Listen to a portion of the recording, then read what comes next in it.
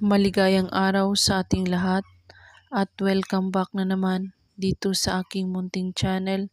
Panibagong araw, panibagong video na naman tayo. Sa araw na ito ay may ituturo ako sa inyo na simpleng gabay at simpleng pamamaraan. At kung baguhan ka sa channel na ito, ay huwag kalimutang mag-subscribe at i-click ang notification bell para lagi kayong updated sa mga bago kong videos na i-upload. Iniwan ka ba ng taong mahal mo at hindi na siya nagpaparamdam sa iyo? Kahit text lang man o tawag at binaliwala ka lang niya, at gusto mo bang babalik siya sa iyo at mamahalin ka niya ng lubusan? Gawin mo ang spell na ito at iiyak siya at babalik sa tabi mo sa loob lamang ng 3 araw. Ang mga kailangan mo sa ritual na ito: tubig, asin, at suka.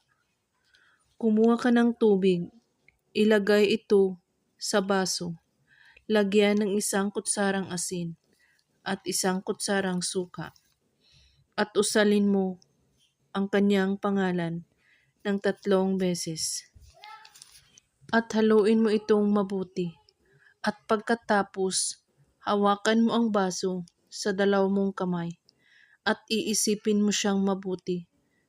At humiling ka dito sa baso na babalik sa iyo ang taong nang iwan mo. At pagkatapos mong gumawa sa ritual, ay itapon ito sa inyong lababo o CR. At pakakaisipin ka niya araw at gabi. At sa loob lamang ng 3 araw ay babalik siya sa iyo sa tabi mo. Gawin ang ritual na ito kahit anong oras at araw. Basta't buo ang inyong paniniwala sa paggawa at walang ibang iniisip at pagdududa. At kung may katanungan po kayo ay magko-comment lang po sa baba. Maraming salamat sa panunood. May God bless us all.